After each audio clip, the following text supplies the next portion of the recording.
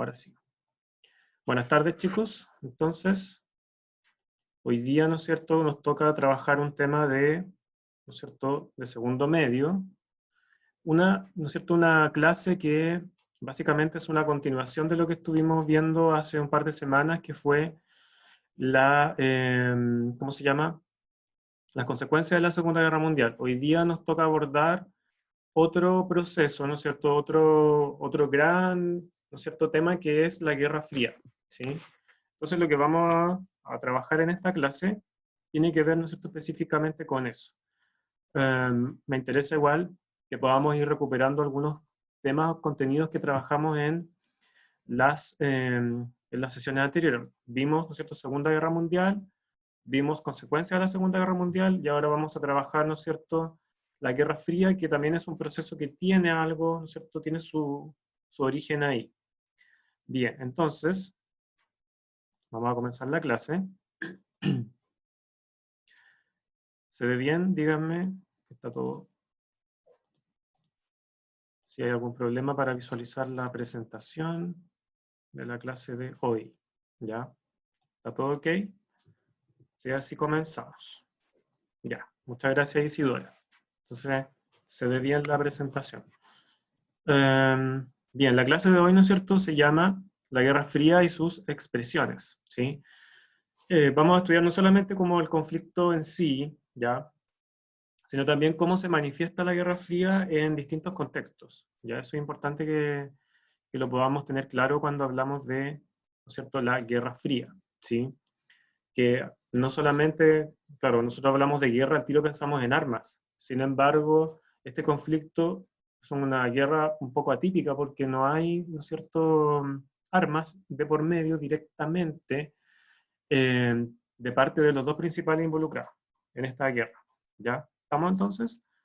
Hoy día, ya, vamos a trabajar entonces, vamos a comenzar con, primero, identificar cuál es el contexto histórico, como en términos muy generales, ya las características de la Guerra Fría, en qué consiste, qué cosas estaban pasando a nivel mundial, ¿no es cierto?, durante este periodo que es bastante largo, ¿ya? El concepto, vamos a tratar de entender por qué hablamos de Guerra Fría y sus características, ¿ya? ¿Cuáles son las características esenciales de la Guerra Fría? Y, ¿no es cierto?, ahí en específico vamos a hacer un breve análisis de los modelos, ¿ya? Porque en esta guerra lo que vamos a tener en conflicto son modelos, ¿ya? Modelos de ver la política, la economía, la sociedad, etc. Y finalmente vamos a ver el tema de las expresiones de la Guerra Fría, ¿no es cierto?, cómo se manifiesta ya esta guerra. Por ahí todavía están entrando personas. Bien, entonces acá ¿cierto?, el objetivo de la clase es comprender la Guerra Fría, su desarrollo y sus principales expresiones a nivel internacional. Comenzando, ¿no es cierto?, entonces por primero entender de qué estamos hablando. ¿Cuál es el contexto histórico, ¿no es cierto?, en el que se desarrolla la Guerra Fría, ¿sí? Entonces nosotros vemos acá como una definición súper genérica de lo que es la Guerra Fría. Lo vamos a calificar como un conflicto internacional que tuvo lugar en la segunda mitad del siglo XX, ¿ya? Específica, bueno, hay como un debate en torno a las fechas, ya no está como muy, no hay como fechas tan categóricas, ya, o tanta certeza respecto de dónde comienza y dónde termina. Algunos dicen que comienza apenas termina la Segunda Guerra Mundial, que es en 1945. Pero acá, ¿no es cierto?, yo me quedo con el inicio de la guerra, ¿no es cierto?, por ahí por el año 1947. Una vez que la Segunda Guerra Mundial, ¿no es cierto?, ya está cerrado ese proceso, ese conflicto, y se comienza a generar, ¿no es cierto?, se comienza a configurar un nuevo panorama mundial. Por eso prefiero la fecha de 1947. 1945 estaba todavía muy fresco el recuerdo de la Segunda Guerra Mundial. Estábamos como recién resolviendo ese tema, ¿no es cierto?, el mundo estaba en eso. ¿Cuáles son las características, ¿no es cierto?, de todo este periodo, de estos años, desde 1947 a 1991? Se fijan, es bastante tiempo. Estamos hablando de casi 50 años, ¿no es cierto?, de Guerra Fría. ¿En qué contexto histórico, cuáles son los grandes procesos que ocurren durante la Guerra Fría, ¿no es cierto?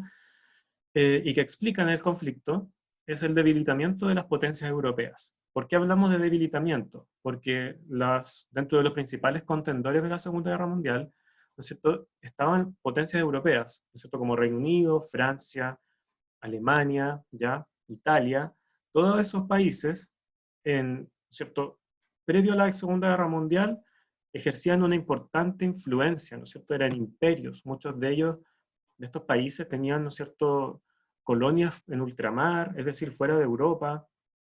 Entonces, eran potencias económicas, pero con la guerra quedan muy debilitados, ¿no es cierto?, quedan prácticamente en ruina muchos países.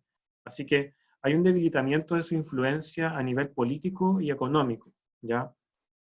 Eso es una de las causas, ¿no es cierto?, o factores que está detrás del ascenso de Estados Unidos, ¿no es cierto?, Estados Unidos, y la Unión Soviética como superpotencias. Si se fijan acá, ya no hablamos como de potencia, hablamos de superpotencias, porque Estados Unidos y la Unión Soviética se transforman durante la Segunda Guerra Mundial en potencias que por su capacidad militar, ¿no es cierto?, que superan a lo que tradicionalmente se conocía como una potencia, ¿ya? Estados Unidos y la Unión Soviética, desde que termina la Segunda Guerra Mundial, incluso durante la guerra, se convierten, ¿no es cierto?, en países que manejan un nivel de tecnología, ¿no es cierto?, superior. ¿Qué tecnología o qué armamento ¿no es cierto?, permite calificar a estos dos países como superpotencias? Eso igual lo vimos la semana pasada. ¿Qué factor hace que, digamos, Estados Unidos y la Unión Soviética son superpotencias?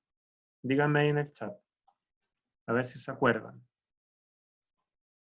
Tienen ¿no es cierto?, un rasgo puntual que los hace, ¿no es cierto?, como tener una capacidad superior a otros países. Acá Scarlett, ¿no es cierto?, me señala en privado que son las bombas nucleares. Muy bien. Y acá nosotros vemos las caricaturas, vemos un poco esto, ¿ya? Vemos aquí que están sentados estos dos señores. El de la izquierda es el representante de la Unión Soviética, el señor Khrushchev, o Khrushchev, y en el lado derecho está Kennedy. Si se fijan, ambos están sentados sobre bombas. Esas bombas se llaman bombas de hidrógeno, tienen una H, ¿ya? La bomba de hidrógeno es un poco la evolución de la bomba atómica, es una bomba que tiene mayor poder, ¿sí? Entonces, una de las razones de por qué nosotros hablamos de superpotencias y no de potencias, una causa es el tema de las armas nucleares. Hay otros factores, ¿no es cierto?, en que van a construir de a poco como una especie ¿no es cierto?, de bloque de influencia, ¿ya? Entonces, se transforman como en líderes. Eso es como lo fundamental de por qué nosotros hablamos de que son superpotencias, ¿ya? Estados Unidos y la Unión Soviética. ¿Qué otros elementos ya de este contexto de la segunda mitad del siglo XX, o del mundo de posguerra que se llama? Ahí hablamos, ¿no es cierto?, del desarrollo del proceso de descolonización. Si se fijan, el punto C se relaciona directamente con la letra A. ¿Por qué? Porque cuando las potencias europeas se debilitan, ¿no es cierto?, dejan de ser estos grandes países que fueron antes de la Segunda Guerra Mundial. Los imperios que ellos habían construido en África y en Asia comienzan a desintegrarse. Muchos países, muchas colonias que estaban bajo, ¿no es cierto?, el control de Inglaterra, de Francia, buscan su independencia, ¿sí? Entonces ahí hablamos de este proceso de descolonización, que prácticamente coincide con los años de la Guerra Fría, ¿ya? Entonces, acá pasa algo interesante. Comienzan a descolonizarse o, ¿no es cierto?, surgen nuevos estados en África y en Asia, y Estados Unidos y la Unión Soviética lo único que querían era aumentar su influencia, ¿se fijan?, sobre el mundo.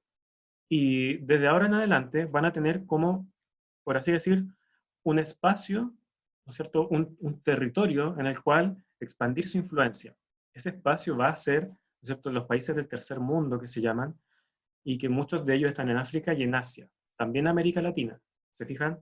Entonces por eso yo les menciono acá el proceso de descolonización como una, una característica de este mundo, ¿no es cierto?, de Guerra Fría, ¿ya? Los dos países buscan influir sobre estos nuevos estados, las dos superpotencias. ¿Qué otro factor va a destacar? Es el rol de la Organización de Naciones Unidas. Es importante la ONU acá, porque igual la ONU va a defender el principio de autodeterminación de los pueblos, ya que también influye en el punto C, ¿no es cierto?, en esta descolonización. Se busca que los pueblos tengan su derecho a autodeterminarse, ¿sí? Así que ya no se aceptan los imperios que habían antes, sino que ahora es como una opinión contraria a esos imperios. Y también la ONU va a buscar, ¿no es cierto?, dar salida a algunos de los conflictos de la Guerra Fría, ya algunas de las tensiones bélicas que se produjeron. Entonces, es importante el rol o el papel que puede jugar la ONU, ¿no es cierto?, en todos estos años. Acá yo les agrego, ¿no es cierto?, una línea de tiempo de la Guerra Fría. No sé si se ve muy bien, pero es para que tengan una idea, ¿no es cierto?, de algunos de los principales hitos o sucesos que ocurren tanto en lo que va a ser el bloque comunista o socialista y en el bloque capitalista, ¿ya? Entonces, desde 1948, ahí, ¿no es cierto?, hay una diferencia con la fecha que yo les puse arriba, desde 1947, 1948 hasta el año 1990, 1991, vamos a tener una serie de hechos, ¿cierto?, políticos, que son los que se mencionan ahí. En el bloque comunista, destacar algunas cosas. Por ejemplo, la creación de la República Popular China. La República Popular China se estableció por ahí por 1949, y China, este enorme país, va desde entonces a transformarse en una república, ¿no es cierto?, en un estado, mejor dicho, en un estado socialista, desde que triunfa una revolución, ¿no es cierto?, de ese signo en el país, ¿ya? El año 52 muere Stalin, el año 56 se produce la revolución húngara, ¿ya? La revolución cubana en América Latina, que vamos a hablar de eso, revolución cultural en China, la primavera de Praga, la muerte de Mao, la perestroika y la desaparición de la Unión Soviética. Estos señores que aparecen mencionados acá abajito son los líderes de la Unión Soviética durante estos periodos, ¿ya? Por su parte, el bloque capitalista también tiene algunos hitos importantes. La creación de la Unión Europea, el asesinato de Kennedy, la famosa marcha sobre Washington, lo que estaba pasando en Estados Unidos, lo que se conoce como Mayo del 68, el caso Watergate, la crisis del petróleo, etc. ¿Ya? Entonces, cada bloque, ¿cierto?, liderado por estas dos superpotencias, va a tener sus propios hechos puntuales. ¿Cómo vamos hasta acá? ¿Bien? Esto es como, ¿cierto?, una pincelada de lo que es, ¿no es cierto?, el contexto histórico de la Guerra Fría. Hay harto que quizá lo vamos a ver en futuras clases, ¿ya? Así que no se pongan ansiosos con eso.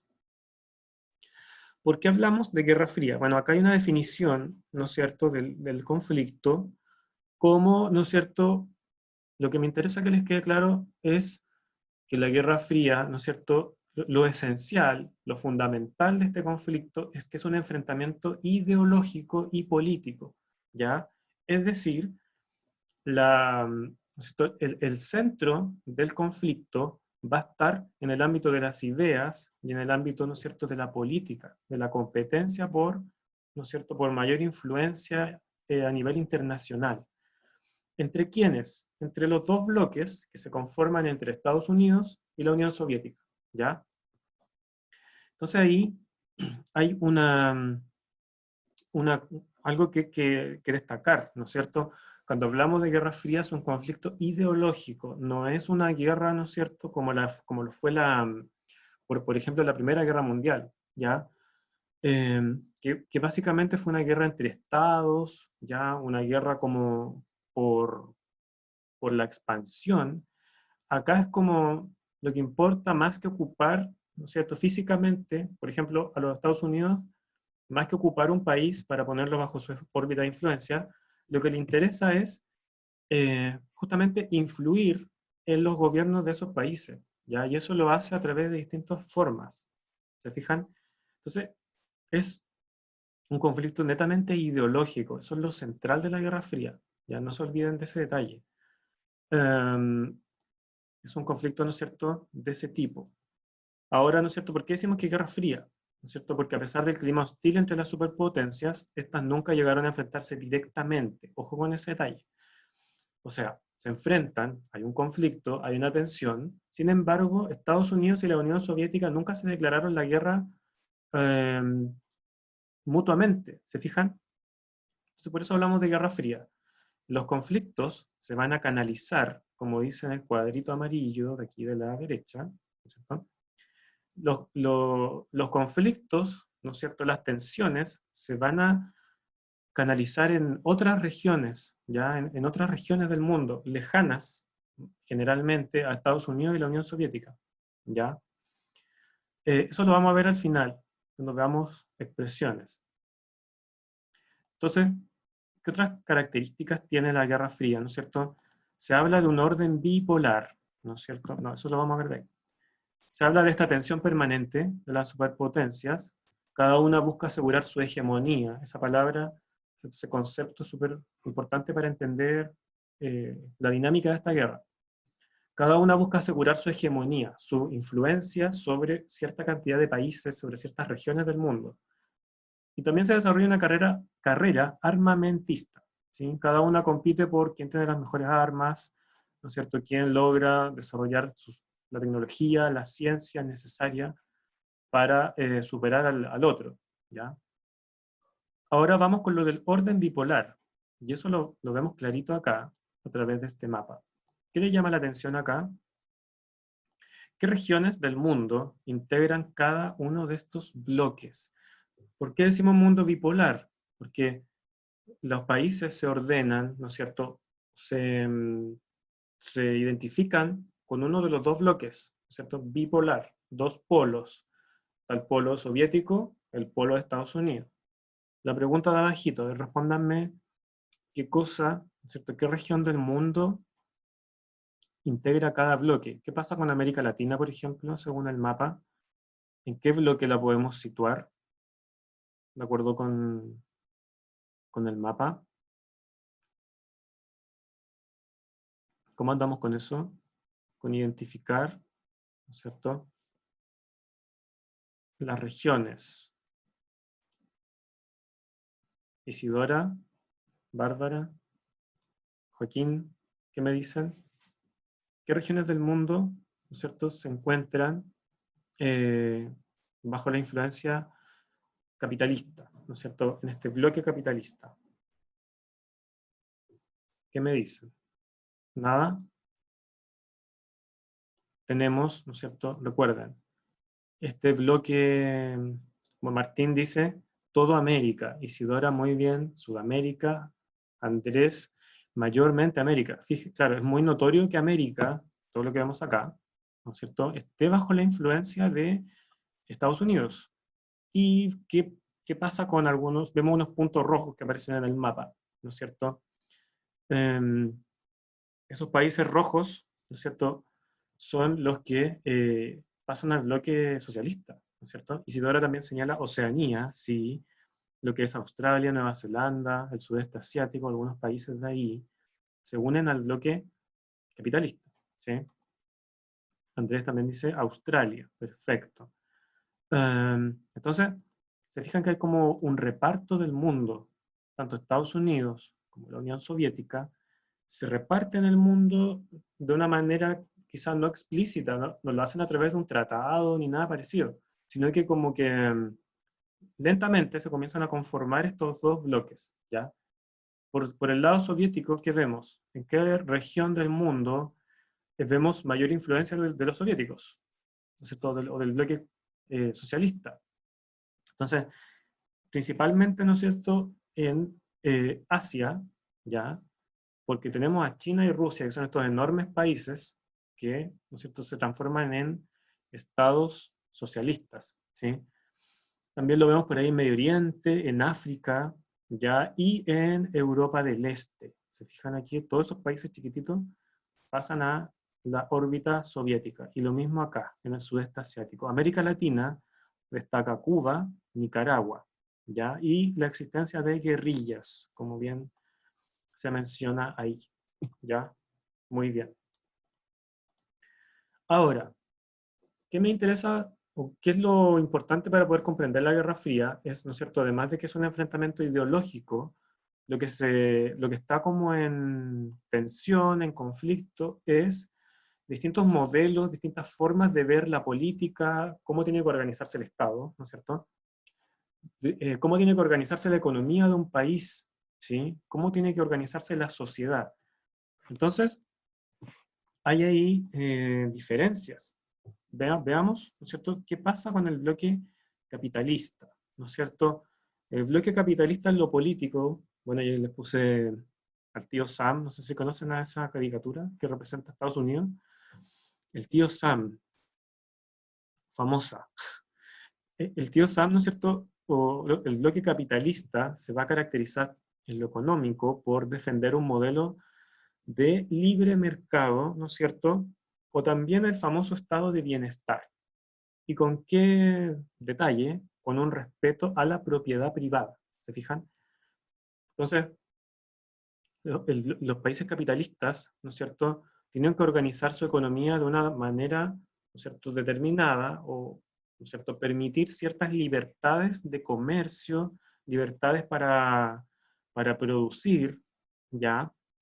Tienen que mostrarse abiertos, ¿sí? Um, y por eso hablamos, ¿no es cierto?, de un modelo de libre mercado, es decir, donde se permite la libre circulación de bienes, donde los privados, ¿no es cierto?, las empresas tengan un rol importante, ¿sí? En algunos países de Europa en esta época existe lo que se llama estado de bienestar, que, bueno, da para una clase aparte, pero el estado de bienestar también es un modelo que es propiamente capitalista y que lo que dice, ¿no es cierto?, que el Estado tiene que hacerse cargo de los problemas, ¿no es cierto?, de la desigualdad, de los problemas sociales de un país, ¿ya? A través, ¿no es cierto?, de distintas formas. Esto son matices, ¿ya? Está como el modelo de mayor apertura, que sería el capitalista de libre mercado, pero también hay estados de bienestar en Europa occidental, sobre todo, ¿ya? En lo político, ¿cuál es el modelo ideal, no es cierto?, en el bloque capitalista es la democracia, ¿cierto? Una democracia liberal con participación donde se permitan distintos partidos políticos, ¿ya? Donde hayan elecciones libres, donde se permita la existencia de un congreso, ¿no es cierto?, donde la gente elija a sus representantes, ¿ya? Eso es importante ¿no es cierto?, de tener claro dentro del bloque capitalista. ¿A qué modelo político aspira? A la democracia. Sin embargo, esto no obsta o no afecta que también hayan regímenes autoritarios, ¿no es cierto?, en los que se permita la economía de mercado.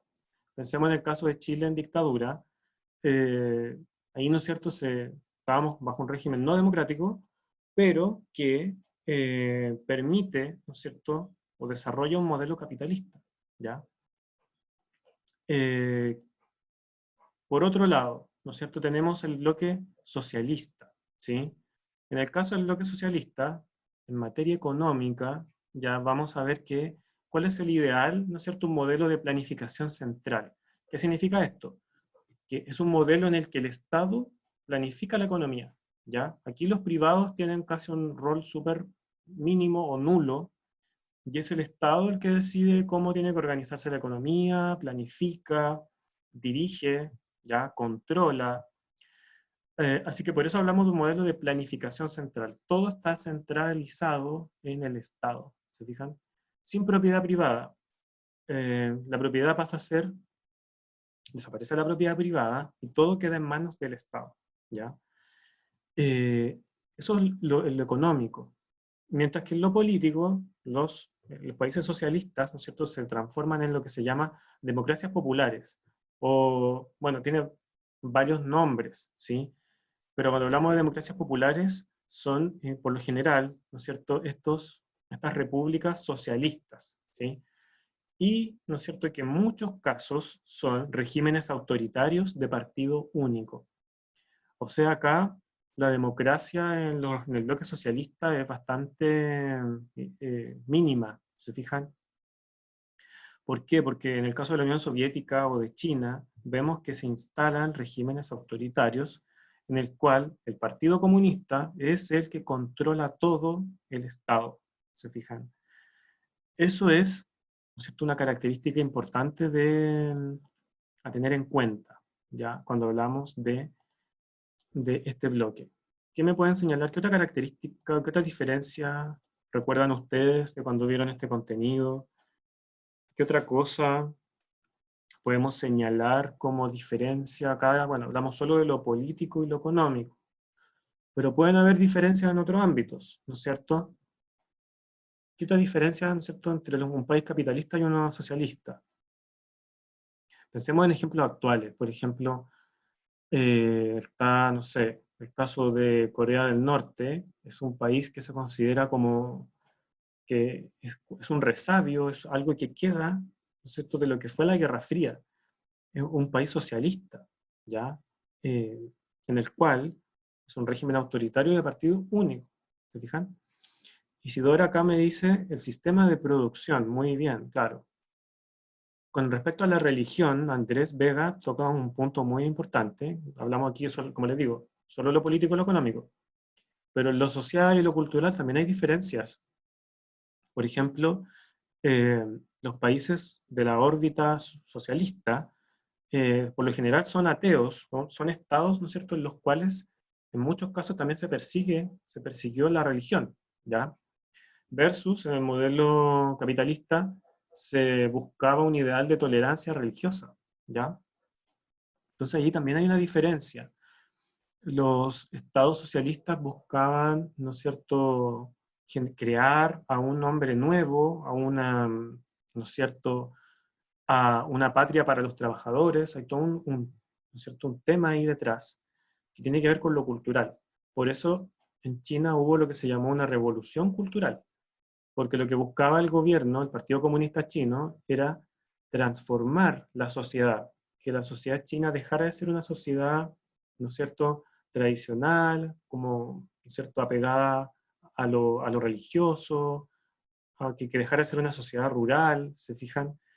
Hay todo un tema ahí, ¿ya? Busquen, investiguen, ¿no es cierto?, por ejemplo, el conflicto entre China y el Tíbet, ¿ya? Para que les quede más claro ese punto. Acá les pongo un texto, o una pregunta, ¿no es cierto? La primera, entonces veamos el texto ya, donde dice, el vocablo fría se utiliza en sentido doble y contradictorio. A, para indicar que las relaciones entre el este y el oeste capitalista, el este socialista, son frías, heladas, están paralizadas, congeladas y así sucesivamente. Esto es, no son cálidas. Y B, para indicar que aunque las relaciones son malas y belicosas, están refrenadas, están hasta cierto punto, y no han alcanzado el punto de guerra caliente. De aquí que las guerras frías sean periodos en que se considera que la guerra es más probable, y no menos que en el periodo presente. Aunque las armas atómicas pueden permanecer en manos de políticos y generales e impiden una guerra caliente, aportan mayores peligros al periodo de confrontación. Y esta proximidad a la guerra es lo más evidente porque las guerras frías entre las principales potencias se acompañan a menudo de sangrientas guerras calientes entre sus respectivos aliados del tercer mundo. Este texto yo diría que es como un resumen de todo lo que vimos recién, ¿ya? Específicamente del concepto de guerra fría, ¿sí? El autor habla como de guerra caliente, guerra fría, ¿no es cierto? Hace como un contraste. ¿Qué nos dice la pregunta? Una conclusión, ¿no es cierto? ¿Qué conclusión sobre el periodo de la Guerra Fría infieren del texto? Ojo con eso. Vean, ¿no es cierto?, las opciones y me dicen en el chat qué opinan. Bárbara, Andrés Vega, Fernanda, Scarlett, muy bien. todos se inclinan por la C. Según el texto, ¿no es cierto?, la guerra, o este periodo, ¿no es cierto?, corresponde a una época de, ¿cierto?, en la cual, la palabra que más me gusta acá es, donde dice que está como contenido, todo está refrenado, ¿no es cierto?, las relaciones eran malas, son enemigos, ¿no es cierto?, Estados Unidos y la Unión Soviética. Pero, ¿no es cierto?, eso hace que la guerra siempre esté próxima, como dice el texto. Entonces, la C sería sería la opción correcta, porque es una época de muchas contradicciones, pero donde la guerra también estaba próxima. ¿Y dónde se realizaba la guerra? En los países del tercer mundo, que es lo que vamos a ver ahora. ¿Ya? Ahí están, ¿no es cierto?, la justificación y las razones para descartar las otras. No hablamos de terrorismo, no hubo disputas territoriales directas, ya ese era como un distractor, claro, uno podría hacer como, no, que no es tan importante, ¿se fijan? Pausa. ¿Alguna duda hasta acá? Si alguien quiere participar directamente en el micrófono, se lo activo. Ya vimos, ¿no es cierto?, todo lo esencial de la Guerra Fría, ¿sí? El concepto, sus características, ya. Ya, muchas gracias, Andrés. Me quedo tranquilo entonces, que están comprendiendo el tema. Bárbara pregunta, no, ya. Scarlett, muy bien, no entendió lo de la influencia de la ONU. Bueno, acá, ¿no es cierto?, la ONU tiene un rol importante, hasta el día de hoy lo sabemos, en el tema de evitar conflictos. Y yo les señalaba el tema de la ONU porque la ONU también influyó en que muchos estados nacieran en esta época, ¿no es cierto?, en estos 40 y tantos años. Porque defiende el principio de la autodeterminación de los pueblos, es decir, la ONU dice, un pueblo tiene que ser libre, no tiene que tener, ¿no es cierto?, tiene que ser soberano, esa es la palabra. Entonces, la ONU también como que se pone al margen de esta competencia entre Estados Unidos y la Unión Soviética, como que trata de mediar, ¿ya?, en el conflicto, trata de dar soluciones a las guerras que se producen. Sin embargo, no le va muy bien, como todos sabemos. Pero lo importante es, ¿no es cierto?, ¿no es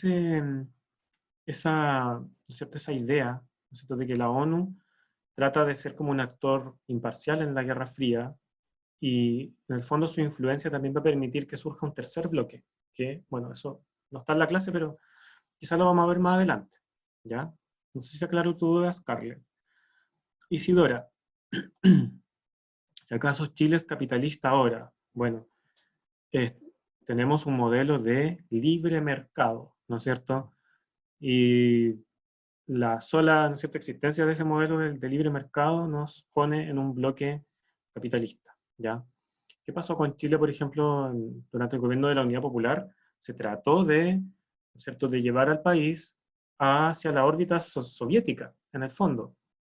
De hacer de Chile un Estado socialista, ¿no es cierto?, un Estado popular, como decía la Unidad Popular. Y eso iba a significar que Chile iba a quedar bajo la influencia del bloque socialista, ¿ya? De hecho, el caso chileno es muy interesante porque es el primer caso en el que se instala un régimen, un gobierno socialista, mejor dicho, en forma pacífica, ¿ya? El caso de China, de Cuba, de Rusia, todo fue de manera violenta a través de una revolución, una guerra civil, ¿ya?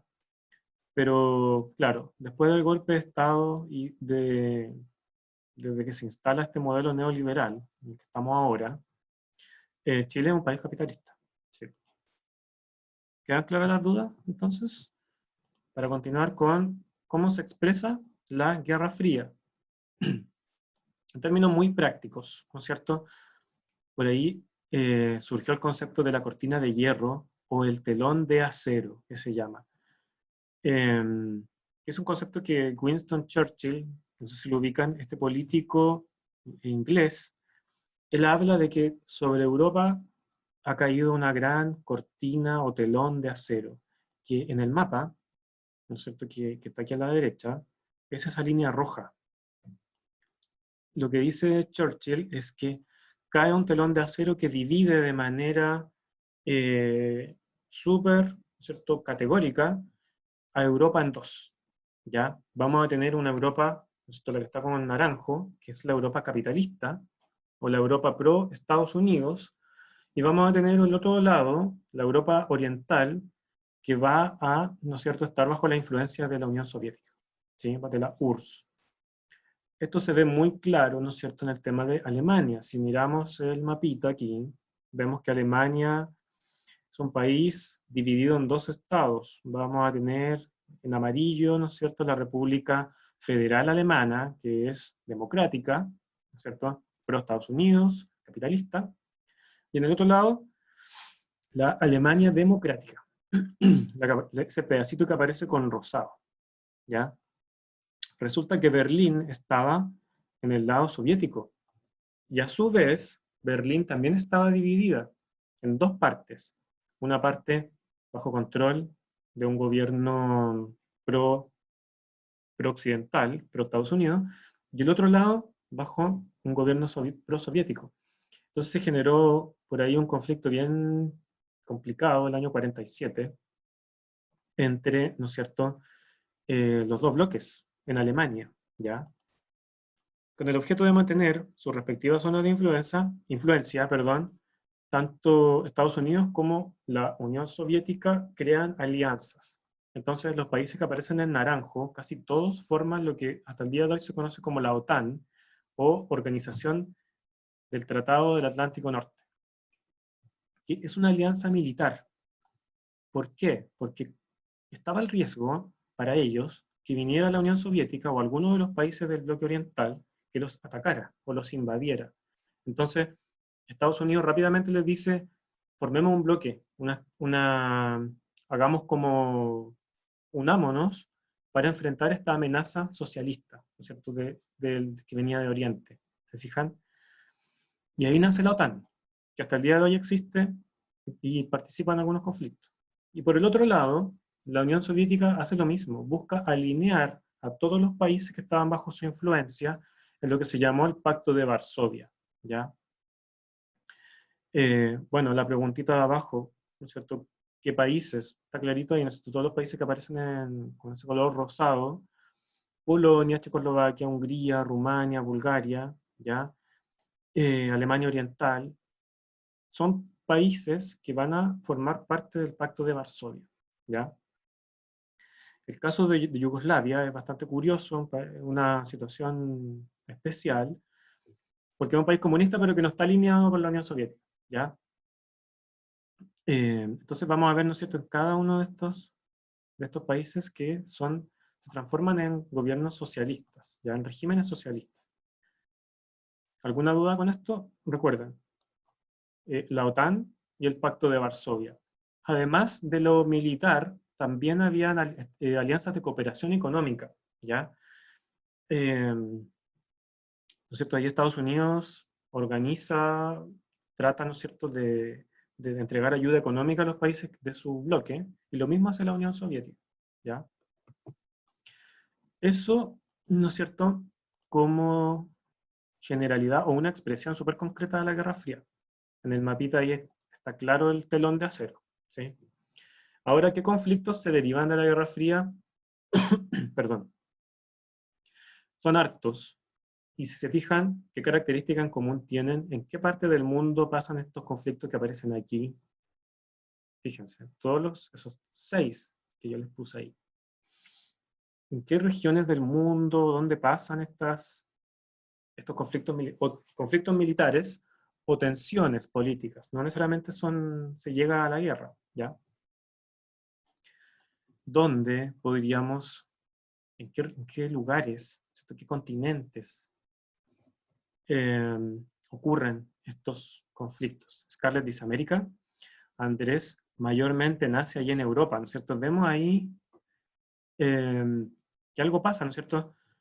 Estados Unidos y la Unión Soviética son dos potencias que están al norte, ¿no es cierto?, en América y en Asia, pero que son potencias, ¿no es cierto? En esa época se hablaba de las potencias centrales y periféricas.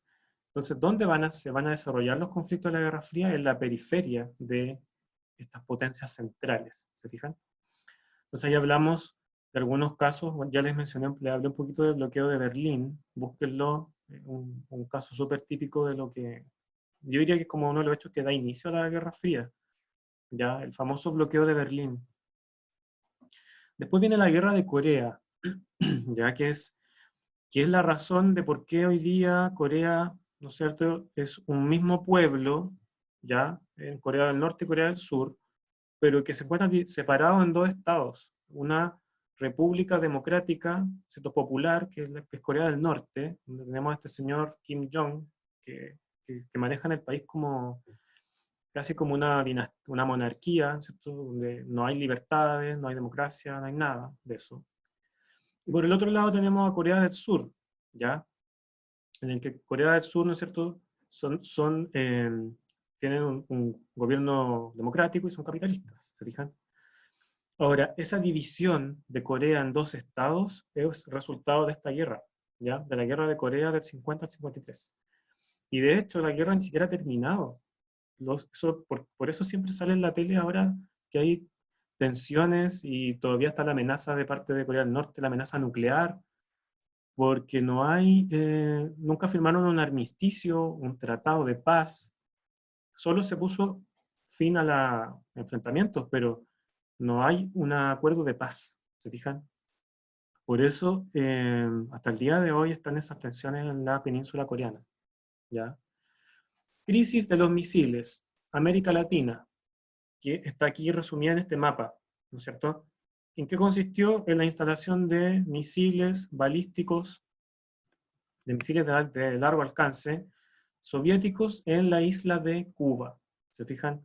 Cuba está muy cerca de Estados Unidos, tal como se aprecia aquí, y que los soviéticos pusieran misiles, fíjense, a 50 kilómetros de Miami, no sé la distancia exacta, pero muy cerca de grandes ciudades norteamericanas. O sea, prácticamente los soviéticos eh, tenían portaaviones y misiles balísticos que en cualquier momento, ¿cierto?, podían atacar todas estas ciudades que aparecen en el mapa, o más, ¿ya?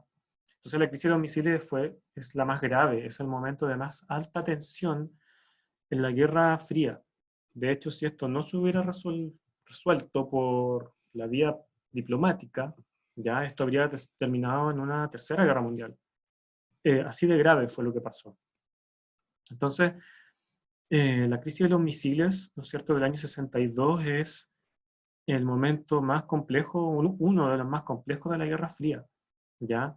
Y ahí obviamente influyó, ¿no es cierto?, este giro que hubo en Cuba, que ahora era del bloque soviético, entonces por eso permitieron que llegaran los misiles, ¿se fijan? La otra gran guerra es, ¿no es cierto?, la guerra de Vietnam, que está en este mapa.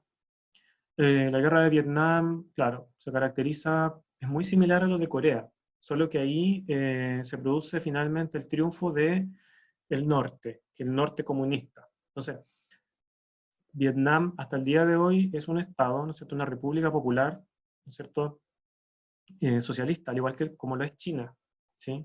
La guerra de Vietnam es bastante larga, parte primero como una revuelta contra Francia, que dominaba esta zona que se conoce como Indochina, todos estos países de acá. Y luego se inicia una guerra civil, ya, entre los vietnamitas, a la que se inmiscuye, se entromete Estados Unidos, la Unión Soviética, China, ¿sí? Laos. Entonces, esta guerra es muy larga, muy compleja, se recuerda básicamente hoy en día porque significó una derrota para Estados Unidos y porque además tuvo consecuencias muy graves sobre la población civil, ¿ya? Generó una contra, ¿cómo decirlo? Una opinión contraria en Estados Unidos a esta guerra, ¿ya? Entonces, esos son como los grandes conflictos. Está el caso de la Primavera de Praga, solo lo voy a mencionar, la invasión de Afganistán, ¿sí? Eh, ¿Qué consecuencias tuvo la crisis de los misiles para América Latina? ¿Qué creen ustedes? Nosotros acá, los latinoamericanos, estábamos como espectadores de todo esto que estaba pasando, pero también hay ahí un tema, ¿no es cierto? Nos vemos afectados de alguna manera después de esta crisis, ¿ya?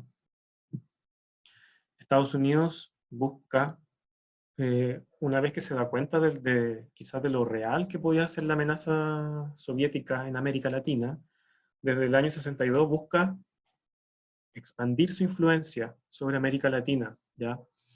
De manera mucho más firme. Yo diría que esa es como una de las consecuencias, ¿sí? De ese hecho.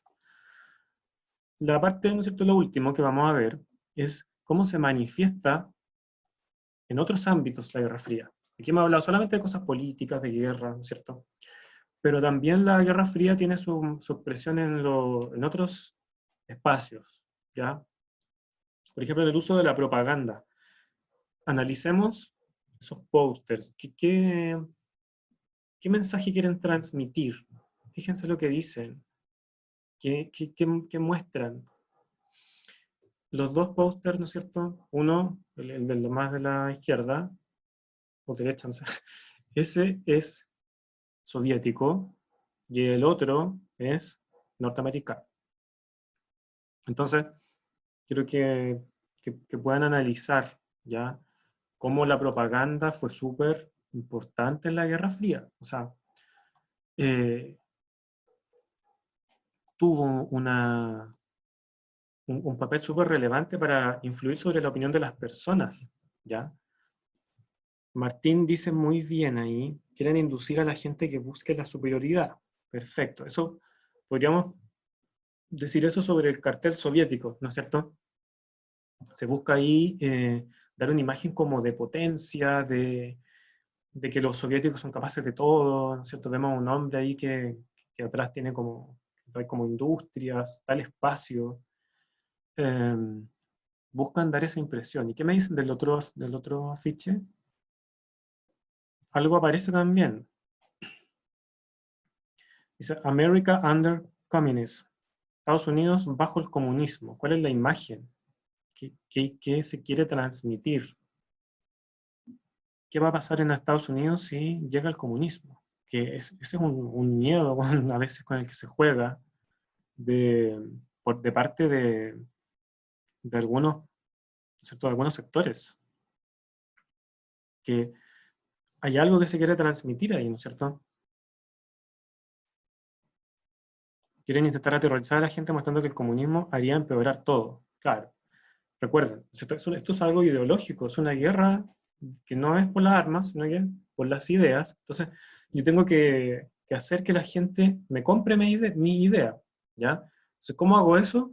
A través de la propaganda. Yo tengo que decir, no, ellos son los malos, ¿cierto? Ellos son los enemigos. Y esto pasa para ambos lados, ¿se fijan? Los soviéticos también tienen carteles así mostrando como a Estados Unidos como un demonio. Fíjense, busquen, no sé, en publicidad de Corea del Norte, llega a dar risa igual, como cómo se caricaturiza al enemigo, se transforma como en un, eh, ¿cómo se llama? Como que fuera un demonio, una cosa así, ¿ya? La propaganda. El espionaje, y aquí les pongo el caso de, bueno, en esta época se organizan y se extienden sus redes por todo el mundo, las agencias de espionaje de Estados Unidos, la CIA y la KGB, que es la de, ¿no es cierto?, la Unión Soviética. A estos organismos se le atribuyen muchas cosas, influyen, fueron actores, ¿no es cierto?, como tras las sombras en muchos de los hechos políticos del siglo XX, de la segunda mitad del siglo XX, ¿ya? Entonces, ahí el espionaje es otro ámbito de la Guerra Fría. Y la carrera espacial, que ahí yo, ¿no es cierto?, yo les señalo, les puse dos cosas.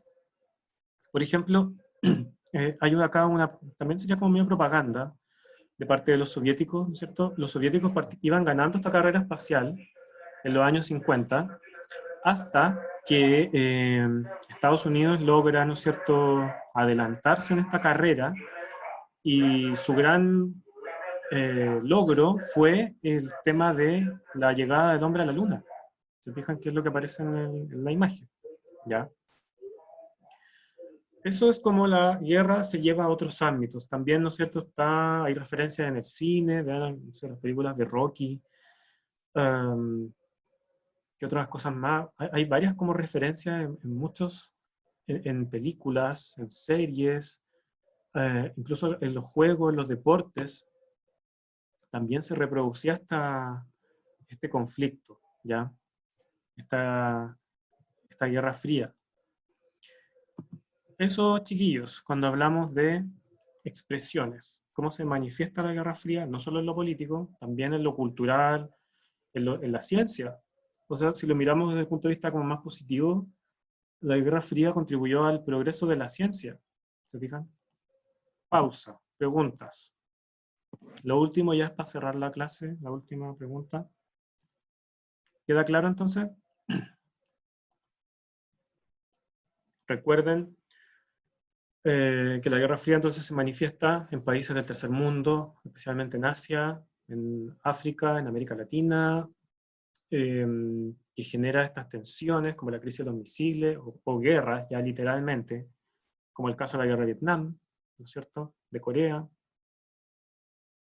Entonces, lo dejo con esa idea, ¿no es cierto?, de cómo se manifiesta la Guerra Fría. Tiene muchas aristas este conflicto.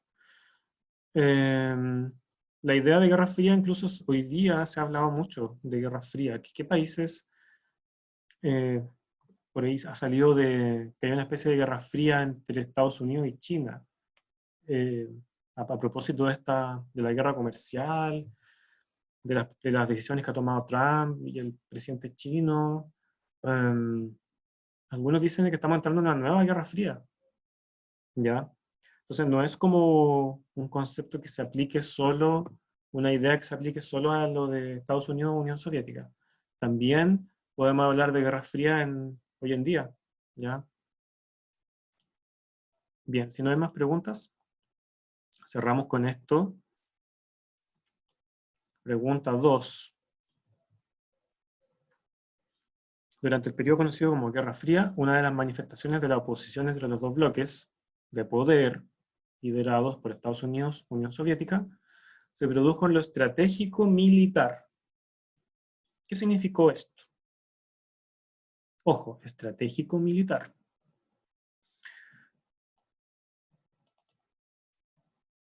¿Qué me dicen acá? La B. Ya, ¿no es cierto? Lo estratégico tiene que ver como con la diplomacia, ¿no es cierto? Con negociar entre estados, ¿sí? La carrera aeroespacial fue con fines bélicos. No necesariamente. Quizá había solo un afán de competir, ¿no es cierto? Y como les digo, benefició a la astronomía, el desarrollo del conocimiento del espacio. ¿Hubo un enfrentamiento constante con la ONU? En la ONU, no. Instalación de bases militares es algo que ocurre, ¿no es cierto? Pero en realidad las bases militares no es algo estratégico. Eso era como lo que yo quería destacarles, ¿ya? Y como, bueno, dice acá, esas bases, algunas estaban antes del conflicto, ¿sí? Entonces la correcta es la B, ¿ya? Porque la pregunta iba netamente hacia lo estratégico militar. ¿Te queda claro, Andrés? Claro, si vemos solo lo militar, sí, pues ya, instalar bases, pero en realidad las bases ya habían incluso antes de 1947. Esos chiquillos, se fijan, la ONU no representa una estrategia militar, ya, no presenta eso. Fin de la clase. ¿Dudas? Por acá algo me estaban diciendo. Martín dice una guerra fría como tal no se podría dar en este momento. ¿Por qué, Martín? Si igual vemos que hay competencia entre superpotencias. hay distintas... Esto, claro, quizás la Guerra Fría de hoy en día son, no sé, incluso acá están cosas como tan triviales, no sé, Trump que quiere eliminar TikTok porque supuestamente lo ocupa el gobierno chino para espiar a los norteamericanos, entonces es como que la guerra hoy día, estas como hipotéticas, muy bien Daniela, hoy día, claro, es como una guerra cibernética, ¿no es cierto? La guerra en las redes sociales, hay una guerra como por desinformar también, es súper eh, como difícil de definir, ¿se fijan? Ya no es como que, claro, hay una tensión que empezó hace unos años entre Estados Unidos y China, pero se da en otros ámbitos incluso, en Internet, que esto es algo que no había en la segunda mitad del siglo XX, ¿ya? Claro, como dice Martín, es por la influencia, pero no por el territorio. Claro, que eso es una... Sí, sí. O sea, a Estados Unidos no le interesa como tener aliados o formar un bloque tan categórico como lo fue en la... ¿Cómo se llama? En, en la Guerra Fría, pero sí le interesa, ¿no es cierto?, seguir siendo una superpotencia. Lo mismo los chinos. Los chinos quieren aumentar su influencia y lo hacen, por ejemplo, prestándole plata a países más pobres, en África, en América Latina, ¿ya? Como tal, una guerra a muerte no se daría, a lo mejor es quedar bien en este momento, intentar que la gente se crea mejor, claro. Eso es, ¿ya? Hoy en día, como les digo, estamos posiblemente, quizás los historiadores del futuro lo van a decir, si estamos en Guerra Fría o si esto se mantiene, cambia, nadie lo sabe. Ya chicos, cerramos entonces la clase. ¿Alguna duda? Bueno, en resumen, yo creo que ustedes ya manejan lo fundamental de Guerra Fría. Recuerden ingresar al portal, ¿no es cierto? Resolver la... Esto como les digo, lo pueden estudiar a través de series, películas. Hay mucho que se puede, en lo que se puede llevar a la práctica. ¿Ya? ¿Está todo claro? Ya. Isidora, ya, muchas gracias a ustedes entonces por asistir a la clase. Nos vemos entonces en una próxima ocasión, ¿cierto? Sigan preparándose. Que tengan buena semana.